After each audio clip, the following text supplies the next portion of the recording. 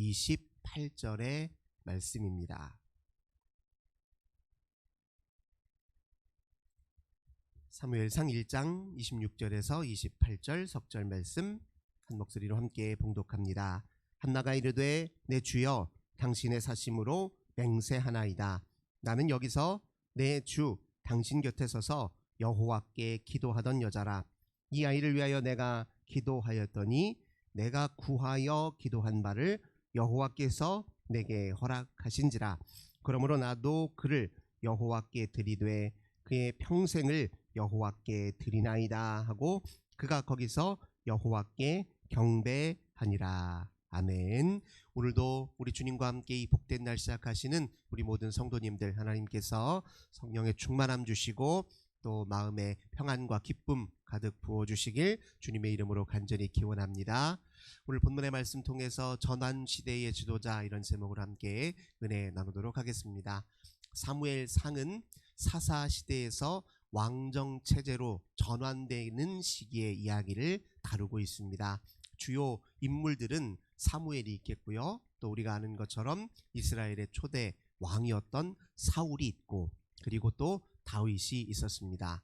하나님께서 이스라엘의 첫 번째 왕으로 사울을 세우셨으나 그가 기대와는 다르게 하나님의 말씀과 율법을 가볍게 여겨서 제대로 순응하지 못해서 하나님이 그 대안으로 다윗을 세우셨는데, 어떻게 사울이 세워지고 몰락해 갔는지, 어떻게 다윗이 다음 세대와 다음 왕으로 또 등극하고 어떤 시련을 맞이했는지, 이런 이야기들을 다루고 있는 것이 사무엘상입니다. 그런데 이렇게 첫 번째 왕을 세우고 또 다윗을 또 기름 부어 세운 인물이 누구이냐? 바로 사무엘입니다. 그래서 이제 사무엘상하, 이것은 이제 사무엘 선지자가 주요 역할을 하고 있기 때문에 이 이름이 책 제목을 이제 사무엘상하다 이렇게 지은 것입니다. 이 사무엘이라고 하는 인물은 이제 마지막 사사이기도 해요.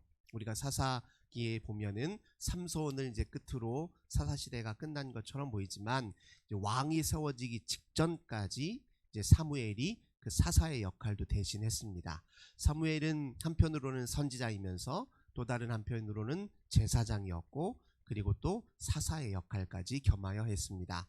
제사장으로서는 하나님과 이스라엘 백성 사이를 잘 중재해 주었고, 사사로서는 이스라엘 백성들 사이에 여러 문제들과 현안들을 중재해 주었으며, 선지자로서는 하나님의 거룩한 뜻, 그 시대를 향한 하나님의 말씀을 백성들에게 잘 전했고, 또 그리고 왕이 될 사울과 다윗에게도 그 전하는 역할을 했습니다. 이렇게 이제 사무엘의 역할이 다양하고 또 중대했습니다. 그만큼 이제 사울에 대한 이야기가 중요했는데, 그래서 오늘 1장에 그 사무엘이 어떻게 태어나게 되었는지에 대한 과정도 남다른 면모를 가지고 있습니다. 이 사무엘이라고 하는 사람은 근본적으로 왕정 체제에 대해서 불만을 가지고 있었고 그걸 반대했습니다. 왜냐하면 사무엘의 입장에서 보면 하나님 말고 누구도 왕이 아니에요. 오직 하나님만이 참된 왕이요, 이스라엘 백성은 하나님을 왕으로 모시며 섬기도록 부름받은 존재라는 그런 분명한 믿음의 확신이 있었기 때문에 사무엘은 왕을 세우는 것을 반대했습니다. 그래서 이스라엘 백성들이 왕을 좀 세워주십시오라고 요구했을 때도 왕정체제가 가지고 있는 근본적인 문제와 부작용에 대해서, 그것이 얼마나 많은 백성들을 고통으로 몰아넣는지에 관해서 충분히 자세히 설명을 합니다. 하지만 이스라엘 백성들은 어리석어서 당장의 이익과 자기 눈에 보이는 것에 집착하느라 왕정체제를 끝까지 고집을 했습니다. 그래서 하나님도 하는 수 없이 왕정체제를 허락해서 첫 번째로 세워진 왕이 바로 사울 왕이었습니다.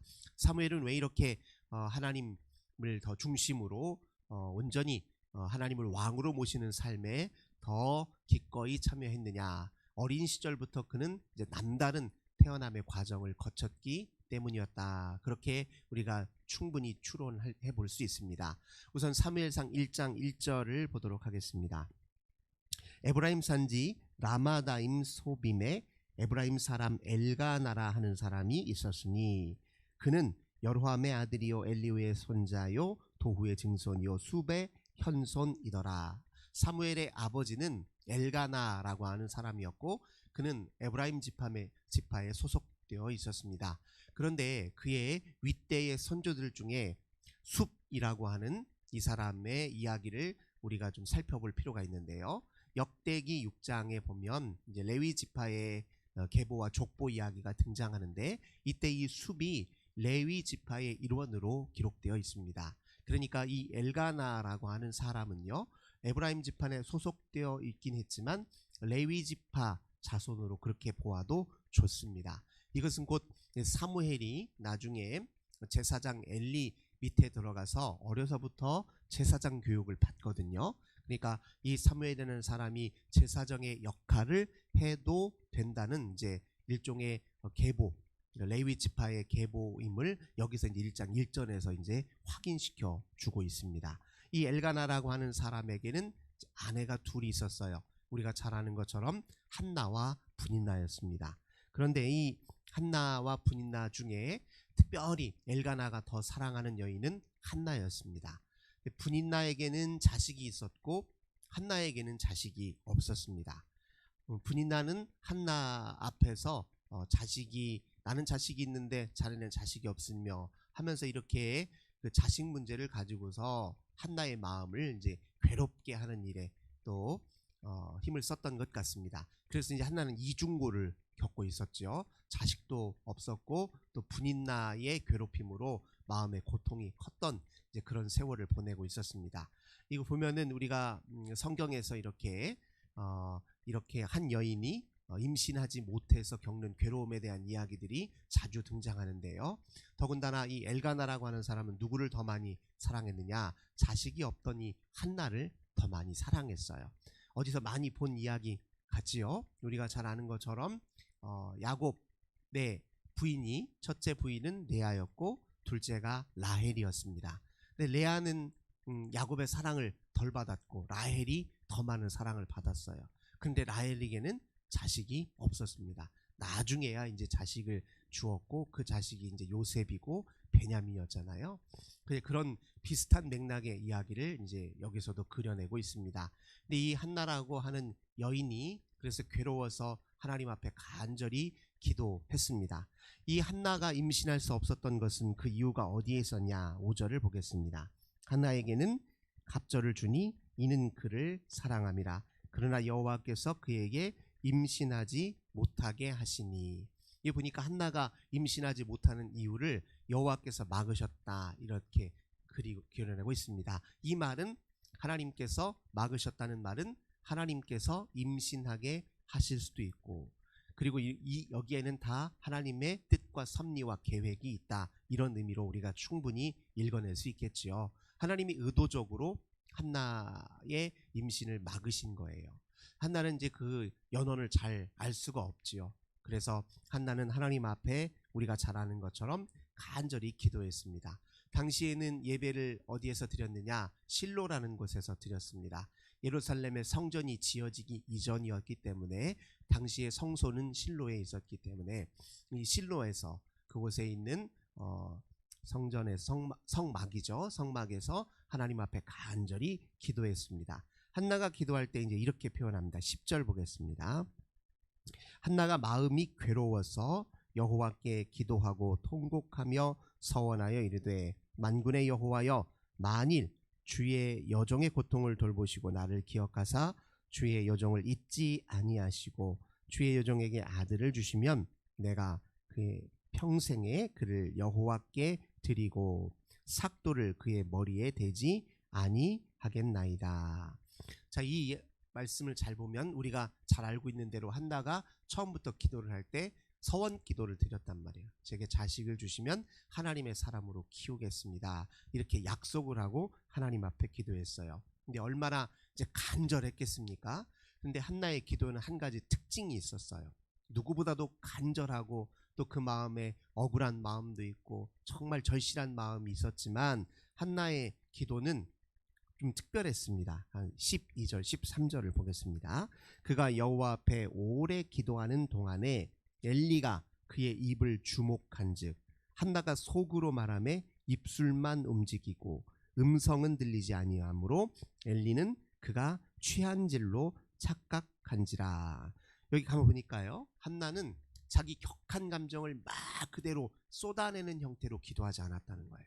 속으로 기도하고 입으로는 그저 속 이야기를 조금씩 조금씩 이렇게 뱉는 정도, 이렇게 티가 나는 정도로만 기도했지, 막 정말 누구보다도 간절하고 누구보다도 속타는 심정으로 기도를 했을진데, 격한 감정을 쏟아내기보다는 오히려 더 차분한 마음으로 대신에 끈질기게 하나님 앞에 기도했다는 걸 알 수 있습니다. 동시에 그녀는 확신했다. 이런, 내가 기도하면 하나님이 반드시 들으시고, 하나님이 들으시고 응답해 주실 때까지 나는 인내하며 끈질기게 기도했다. 그런 기도에 대한 열정과 기도에 대한 인내의 마음이 더 이 한나에게 있었던 것 같아요. 우리가 이제 흔히 기도할 때 보면 힘들고 괴로울 때 정말 그때는 하나님 앞에 울부짖기도 하고요, 막 간절히 토로하기도 하잖아요. 근데 그런 기도도 중요하긴 합니다. 그러나 이제 우리가 격한 감정의 기도를 얹어서 기도하다 보면 잠깐 뜨거웠다가 또 잠깐 식어지는 경우도 참 많아요. 이게 감정에 의지하는 기도는 이게 좀 그런 면에서 해서 약점이 있습니다. 감정이 식으면 기도도 식어질 수 있는 우려가 있어요. 근데 우리는 감정에 따라 기도하는 사람이 아니거든요. 우리는 믿음에 따라 기도하는 사람이에요. 하나님의 역사하심을 따라 기도하는 사람이고, 하나님의 뜻을 따라 기도하는 사람이거든요. 그러니까 우리 감정이 우리 기도를 주도하게 하기보다는 우리 믿음이 우리 기도를 주도하게 해야 돼요. 그러니까 믿음이 깊으면 차분하고 끈질기게 하는 거예요. 네, 끈질기다는 말은 우리 하나님께서 일하신다 굳건히 믿고, 하나님이 어떻게 일하시고 역사하실지 내가 반드시 확인하고, 주님이 하시는 일을 내가 깨달아 알겠다, 그리고 받아들이겠다, 주님 앞에 아멘으로 그 모든 현실을 내가 받아들여 주님과 함께 내 삶을 살겠다, 이제 그런 강한 또 의지도 그 안에 품고 있습니다. 그러니까 이제 엘리는 오해했죠. 저 여인이 와서 매일 와서 그냥 항상 매번 기도하긴 하는데, 그냥 뭐라고 동글동글 하긴 하는데 뭐라고 하나, 취했나, 이렇게 착각을 할 정도였습니다. 이제 그래서 이제 한나가 그 이야기를 듣고서 이제 어떻게 얘기합니까? 15절입니다. 한나가 대답하이르되 내 주여 그렇지 않습니다. 나는 이 마음이 슬픈 여자라. 포도주나 독주를 마신 것이 아니요 여호와 앞에 내 심정을 통한 것뿐이오니 당신의 여종을 악한 여자로 여기지 마소서. 내가 지금까지 말하는 것은 나의 원통함과 격분됨이 많기 때문이다. 이렇게 내가 지금 하는 기도가 취해서 하는 기도가 아니라는 것을 이야기해 줍니다. 그러자 이제 17절 엘리가 이렇게 대답해요. 엘리가 대답하이르되 평안히 가라. 이스라엘의 하나님이 네가 기도하여 구한 것을 허락하시기를 원하노라. 엘리가 그 순간에 이제 하나님의 그 사인이 있었겠죠. 엘리가 볼 때 하나님이 이 여인의 기도를 들으셨다라는 사인을 받아서 이 여인에게 이렇게 얘기해줘요. 네가 구한 것 하나님이 허락하셨다. 허락하시기를 원하노라 하는 말은 허락하셨다라는 말과 같습니다. 그래서 이제 여종이 당신께 은혜 입기를 원합니다 하고 가서 먹고 얼굴에 다시는 근심빛이 없었대요. 이 이야기는 뭡니까? 하나님이 응답하셨다라는 사인을 받고 나니까 더 이상 내가 근심할 이유도 없고 서러워할 이유도 없는 거예요.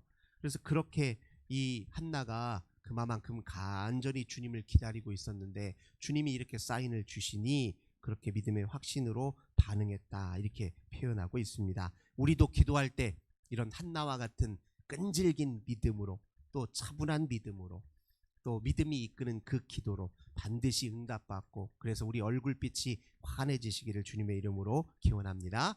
그렇게 기도해서 낳은 아이가 누굽니까? 사무엘이에요. 이 이야기는 한나에게는 하나님과 직접 관계 속에서 경험한 너무 놀라운 은혜이기 때문에 틀림없이 한나는 어려서부터 사무엘에게 강조해서 이야기했을 거예요. 그러면 사무엘은 어려서부터 무슨 생각을 가졌을까요? 나는 엘가나와 한나 사이에 태어난 아들일 뿐만 아니라 나는 처음부터 하나님의 아들이구나 라는 인식을 어렸을 때부터 가졌더란 말이에요. 한나는 애를 낳을 수 없었지만, 그렇죠? 근데 기도해서 응답받아 낳았잖아요. 사무엘도 그 얘기를 들었어요. 그러면 사무엘 입장에서는 하나님이 나를 보내주신 거네, 이렇게 인식할 수밖에 없죠. 한나도 내 엄마지만 엘가나도 내 아버지지만 하나님이 진짜 내 아버지시구나, 이게 어렸을 때부터 철저히 그의 가슴 기저에 깔려 있으니 사무엘은 누구보다도 하나님을 왕으로 모시며 살 수밖에 없었을 것입니다. 그래서 19절 보니까 아침에 일찍 일어나 여호와 앞에 경배하고 돌아가 라마의 자기 집에 이르니라. 엘가나가 그의 아내 한나와 동침하며 여호와께서 그를 생각하신지라. 한나가 임신하고 때가 이름에 아들을 낳아 사무엘이라 이름하였으니 이는 내가 여호와께 그를 구하였다 함이더라. 사무엘의 이름을 이렇게 지었다는 거예요. 내가 여호와께 구하였더니 주신 아들이 바로 사무엘이었기 때문에 이름을 그렇게 지었다는 겁니다. 그래서 이제 사무엘이 젖될 시기까지 한나가 자기 품에 고이 품어서 다 이제 젖을 때 시기쯤 돼서 누구에게로 데려다 놓습니까? 엘리 제사장에게로 데려다 놓습니다. 그 이후에 이제 한나가 계속해서 정기 방문을 하지요. 이제 사무엘이 알아서 크도록 내버려 둔 것이 아니라 한나가 이제 옷을 예쁘게 잘 지어서 아들을 보러 이제 자주 방문을 해서 살폈습니다. 그때마다 이제 사무엘에게 신앙적으로 격려도 해주고 엄마의 사랑도 확인시켜주고 또 하나님의 극진한 사랑도 끊임없이 확인해 주었을 것입니다. 그렇게 자란 아들 사무엘이 하나님의 선지자로 마지막 사사시대를 종식하고 새로운 전환시대를 연 위대한 지도자로 이렇게 자랄 수 있었습니다. 시대를 바꾸는 지도자 또는 시대의 변화에 있어서 사용되는 지도자를 보면요, 그 내면 중심의 기저에 항상 무엇이 있느냐? 나는 하나님으로부터 보냄받은 자다. 나는 하나님에 의해서 인생이 결정된 자다. 나는 하나님의 일을 하도록 이 땅에 보내진 자다라는 의식이 그때 밑바닥에 있어요. 그래야 어떤 어려움과 시련 속에서도 자기 일을 포기하거나 내려놓지 않습니다. 사무엘이 딱 그런 존재였어요. 나중에 사울 왕이 등극하고서도 사무엘은 꿀리는 존재가 아니었습니다. 사울이 하나님의 말씀과 율법을 어겼을 때 왕에게 호통을 치고 왕에게 당신이 무엇을 잘못하고 있는지 아십니까? 라고 당당하게 얘기했던 게 바로 사무엘입니다. 그게 이제 바로 선지자다운 면모였죠. 하나님과 그 마음과 뜻이 일치해 있었고 그 마음 중심에 하나님 의식으로 가득 찼기 때문에 그런 시기에서도 하나님의 말씀을 분명하고 또 선명하게 드러낼 수 있었습니다. 이 시대에 우리 젊은이들, 우리 자녀들이요, 하나님의 일꾼으로 자라가기 위해서 필요한 것은 바로 이런 거예요. 너는 하나님의 자식이다. 내 자식이면서 동시에 아니, 내 자식이기 이전에 하나님의 자식이다. 하나님의 자녀로 자라야 하나님의 부여하신 사명에 충실해야 네 인생이 가장 아름답게 꽃피고 열매를 맺을 수 있다. 이렇게 우리가 자녀들에게 잘 믿음을 전수해야 할 것입니다. 오늘 이 시대에 우리도 마찬가지예요. 우리도 사실은 다 하나님의 그런 중책을 맡은 자들로 이 땅에 보내졌습니다. 그 일이라고 하는 것은 우리 생활 속에서 우리가 하나님의 자녀답게 또 하나님의 일꾼으로 살아감으로 가능한 일입니다. 크고 작음이 중요한 것이 아니라 믿음의 기초 위에서 행하느냐 그렇지 못하느냐가 중요합니다. 오늘도 하나님이 보내주신 사람답게 주와 함께 승리하시는 저 우리 모든 성도님들 되시길 주님의 이름으로 간절히 기원합니다. 참 좋으신 주님 감사드립니다. 우리 주님께서 사무엘 선지자가 태어나는 과정을 통해 우리에게 일깨워 주셨습니다. 우리도 하나님께서 보내주신 존재예요. 하나님께서 특별히 이 세상에 보내셔서 주님의 복된 일을 맡겨주신 주의 사람임을 다시 한번 마음에 새기게 하옵소서. 주 앞에 기도할 때 한나처럼 끈질긴 믿음으로, 믿음의 확신으로 그렇게 기도하는 저희들 되게 하옵소서. 반드시 응답받는 그런 은혜를 주님 앞에 경험하게 하옵소서. 주 예수님의 이름으로 간절히 기도드립니다. 아멘. 오늘도 우리 환우들을 위해서, 가정의 자녀들을 위해서, 또 교회와 나라와 민족을 위해 기도합시다. 주님 감사합니다. 주님 오늘도 저희들을 사랑하셔서 기도하며 주와 함께 하루를 시작합니다.